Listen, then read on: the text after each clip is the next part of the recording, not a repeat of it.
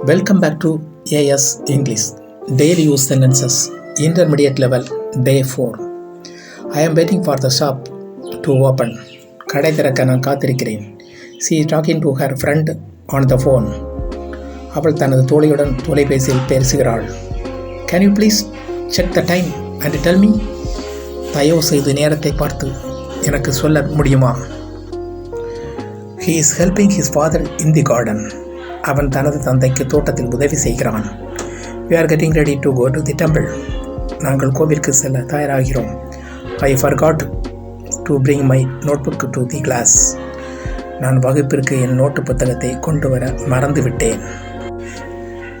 They are discussing their plans for the holiday.